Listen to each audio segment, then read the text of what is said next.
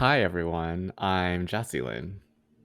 And I'm Angela Lynn. Welcome back to a very Halloween new Spooky, dooky, episode spooky. but we're usually from podcast. Anyways, as we have failed a little bit to introduce, today is celebrating Halloween. And we are doing something fun and different. We each dug through the slums of Reddit to find one story that takes place in Asia, but like one scary story that has something to do with Asia, to celebrate. So if scary stories aren't your jam, probably just skip this episode. But if you're down for it, listen in. And since I'm the one who is more woo woo, gonna lay a few ground rules before we Oh. start. So first, check it out. I lit some incense. There was a whole kerfuffle with my parents to get this lit right before we started recording, but I am cleansing the space, making sure no negative energies are being attracted. I also have my crystal that's trying to cleanse energy. And because I listen to ghost podcast thingies, I will just do a little fail safe statement right here that we do not invite any negative energies or entities to attach themselves Wow. to us or anyone listening to this. So go away if you are not positive and loving energy. Goodbye. Thank you. Word. Okay, that's all. And with that, we'll share some stories. I can go first. I dug Okay. this story out of Our No Sleep, and the title is "We Went on Vacation to Japan. I Wish We Never Did." If you're planning to go on a vacation soon, please read this story. We made a mistake of trying to be adventurous, and it cost more than we thought it ever would. My name is not Liam. I'm 18 years old. I'm not 18 years old. I work part-time jobs ever since I got into high school to be able to afford a vacation before going to college.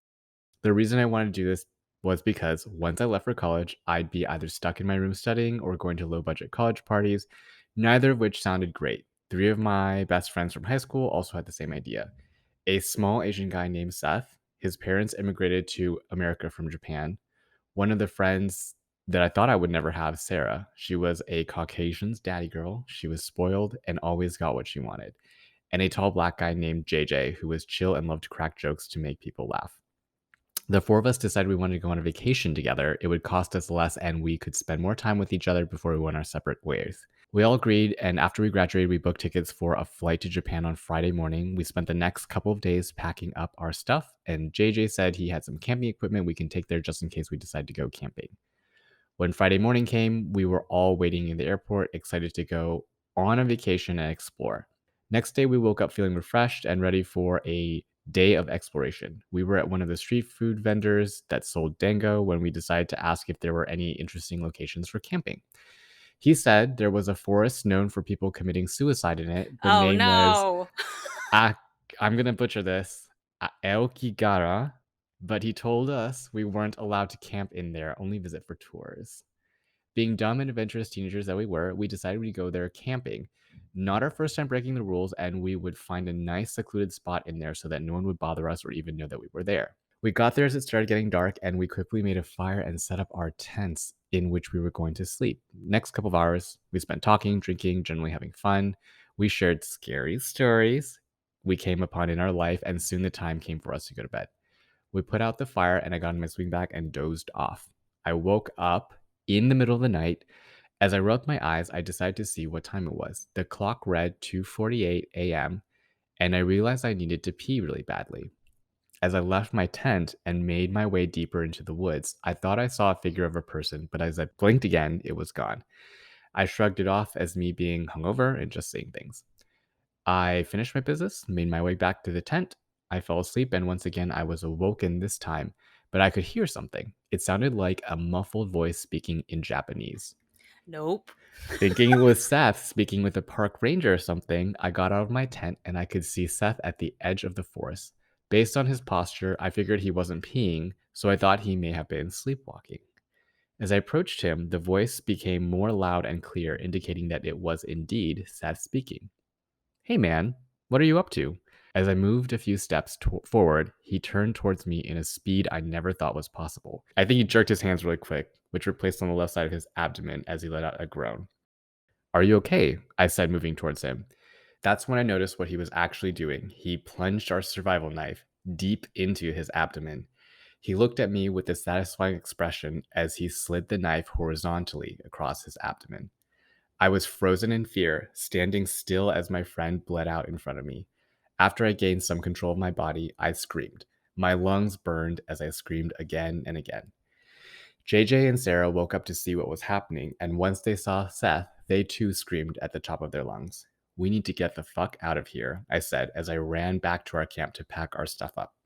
Not even 10 seconds into the packing, I could hear JJ scream, No, Sarah, where the fuck are you going? He yelled, and as I turned my head, I could see Sarah running into the woods. Fuck, we need to go after her. We can't leave her in this forest alone, I exclaimed, nodding my head to the direction in which she ran. JJ just nodded his head as we ran after her, adrenaline pumping in our veins. We ran like that for 5 minutes until we saw Sarah climbing a tree, already almost at the top. Sarah, get down. Please, you don't want to do this, I said, with worry and panic enveloping me.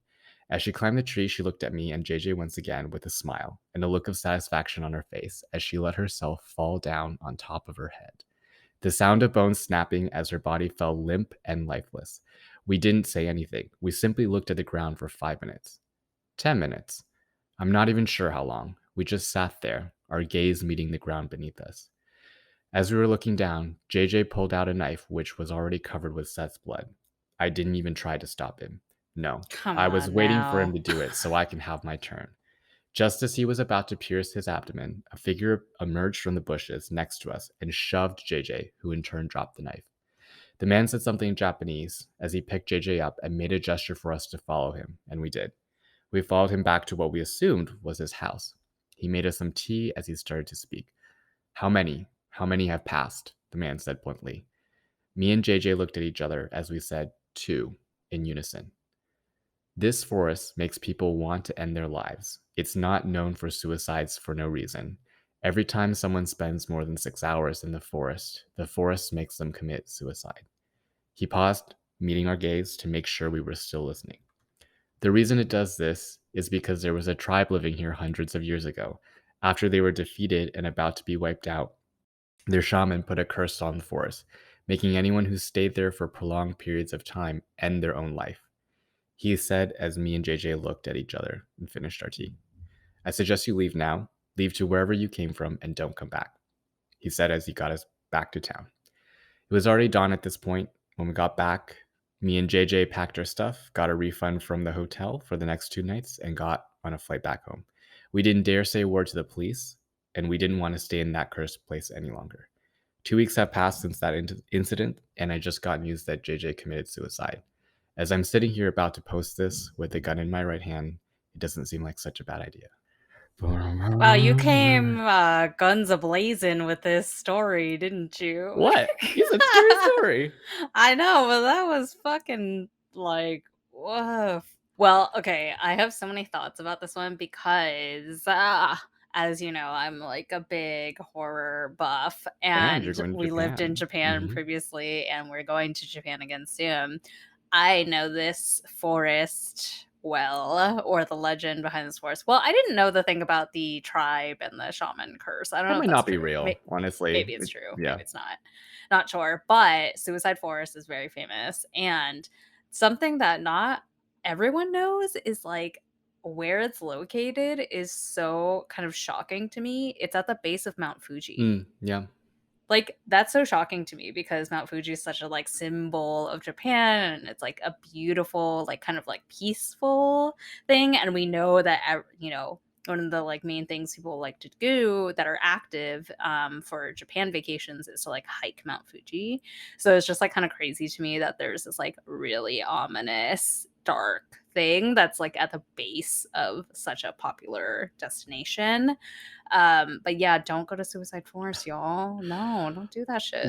Well, you've been there, right? Like you've hiked that area. No, no, not No. Suicide Forest. You've been to Mount Fuji, right? No, we didn't go to Oh, Mount Fuji. We went to there's an area called Koyasan, which has like 5 lakes, and it's like perfect view of Mount Fuji, but it's not at Mount Fuji. We have been near Fuji, and Ramon tried to persuade me pretty hard to go to this theme park that's at the base of Mount Fuji, like close to Suicide Forest, and they have the world's longest haunted house Oh, in word. that Oh theme my god, I park would have that's in loved an that. abandoned Oh, hospital, like so fun. insane asylum. It's a 2-hour haunted house, dude. No, I'm not doing that. I guess that And is. Japanese people are like the Oh, masters yeah. of horror. Yeah, yeah. I was like, goodbye. Like, I watched a trailer for it, and it's literally people like shooting out of the emergency exits, being like, I can't take this anymore. Like, I was That like, is no a really thanks. long time, yeah. Yeah, dude. I No. I'm guessing it's probably there because it's not as accessible maybe, or I don't know.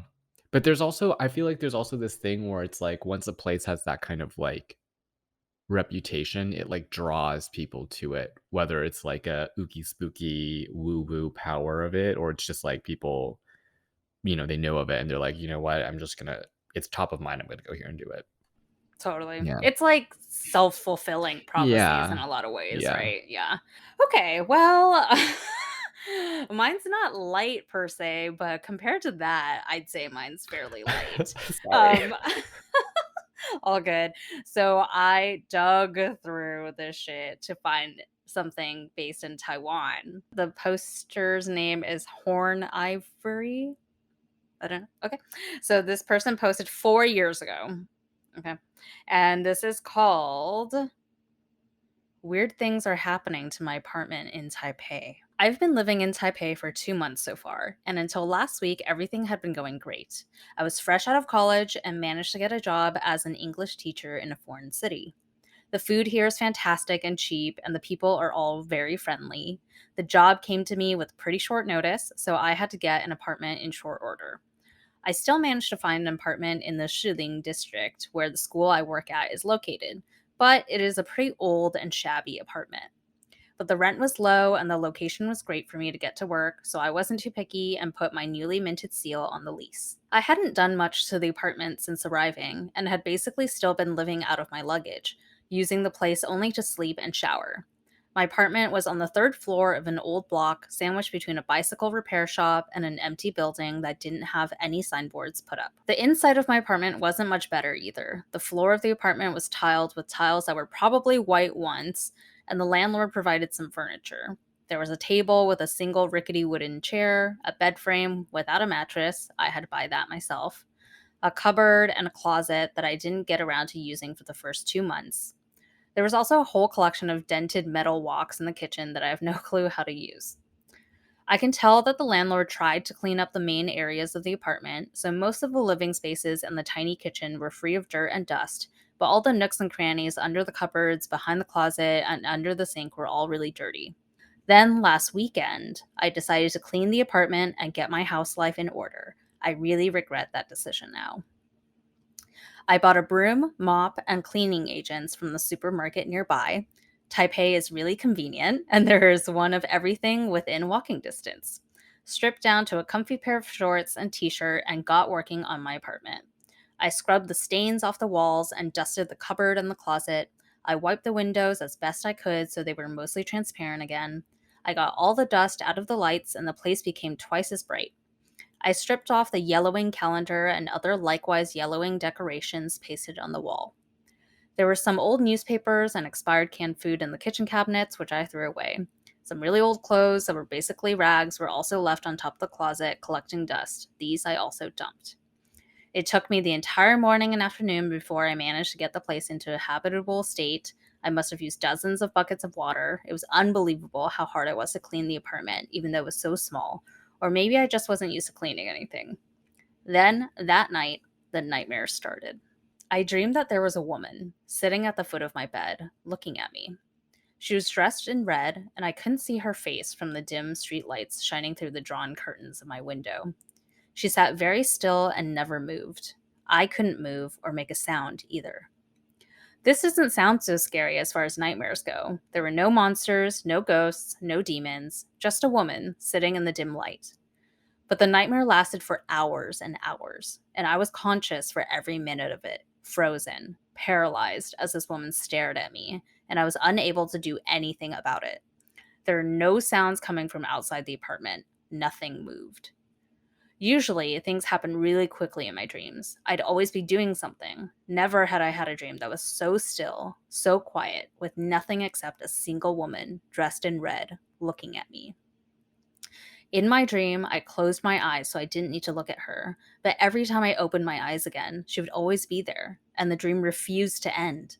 In the end, I stopped trying to close my eyes and wish her away and just waited as the hours slowly passed by. I was only suddenly wrenched out of my dream when my alarm rang. One moment, I was in the dark with a woman, and the next, I was gasping awake, my pajamas and the bedsheets soaked with my sweat. I also realized that I'd wet my bed, but I was too shaken to have been embarrassed. This nightmare happened again the next day, and then the next, and I stopped trying to go to sleep in my apartment. After work ended at 5 p.m. on the fourth day, I went to the staff restroom and took a long nap on the couch. The nap lasted 4 hours, and it was nighttime by the time I woke up.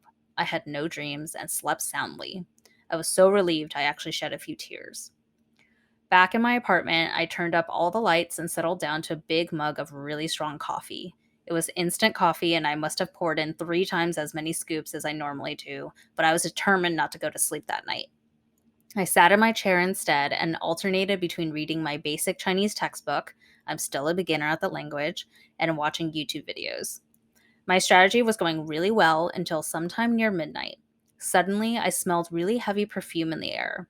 It was a mix of jasmine and roses, and smelled like someone came into my apartment and emptied an entire bottle of rose water and perfume into it. I got up from the chair and tried to investigate where the smell was coming from. All my windows were closed, so it wasn't from outside. Maybe it was coming from outside and seeping in from under the door. The entire apartment was permeated with it, and the flowery scent was getting very overbearing. Suddenly, I found myself in the nightmare again. I can't explain how it happened. One moment, I was looking around my very brightly lit apartment, and the next moment, I found myself in the dark, on my bed, being stared at by a woman whose face I couldn't make out. I was petrified. I thought I had finally beaten the nightmare. I wanted to cry. Why was this happening to me? What did I do so wrong to deserve this? But the sobs couldn't come out of my closed mouth, and the tears just slowly slid down my face from my eyes. The nightmare lasted for hours, just like the previous nights, and I was only wrenched awake by the sound of my alarm from my phone. I was in bed, even though I didn't remember getting into bed that night. Thank God I had remembered to plug the phone in last night to charge. I shuddered to think what would have happened if my battery had died. Would I not have woken up from the nightmare? This gave me an idea. The next day, I slept at the office again and drank 3 cups of the double espressos from the 24/7 convenience store near my apartment. I wasn't joking when I said that there was one of everything within walking distance in Taipei.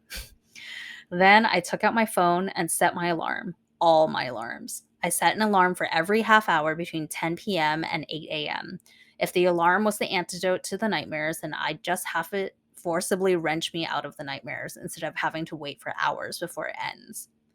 I grew really nervous as midnight drew closer and put on a really loud YouTube comedy playlist on my computer to prevent myself from falling asleep. Then, I suddenly smelled the heavy scent of flowers permeate my apartment again. But this time, I felt prepared. This time, I felt like I had beaten the game.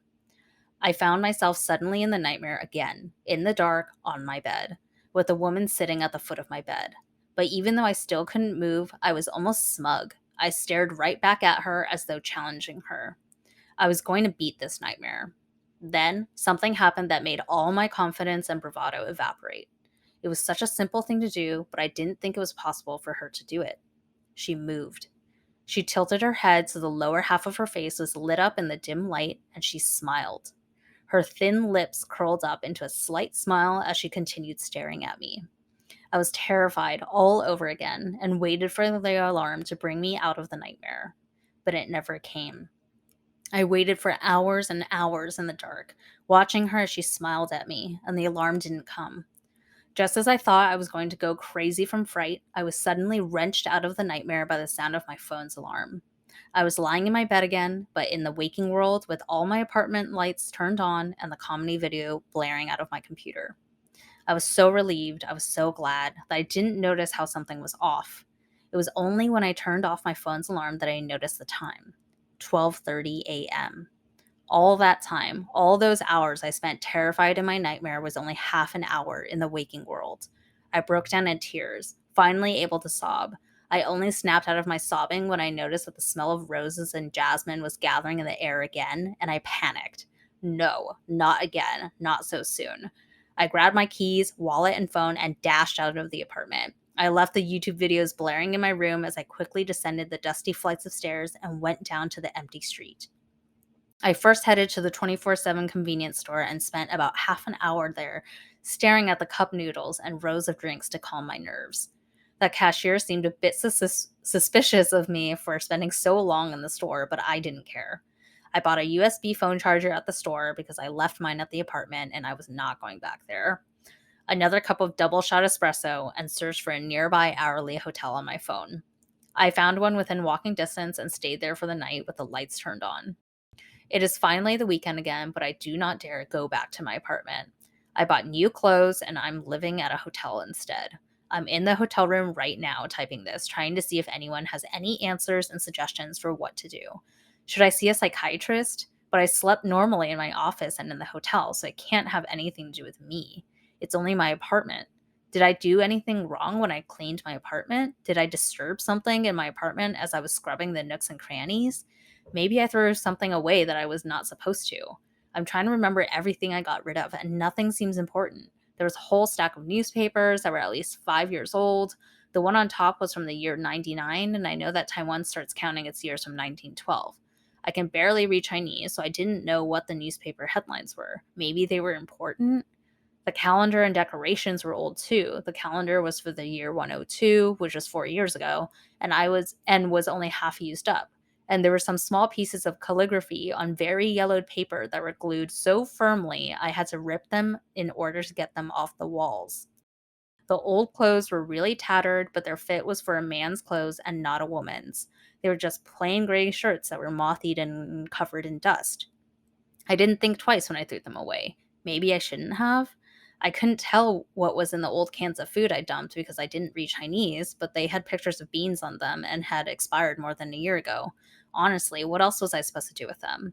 I left a message for my landlord, but he hasn't replied yet.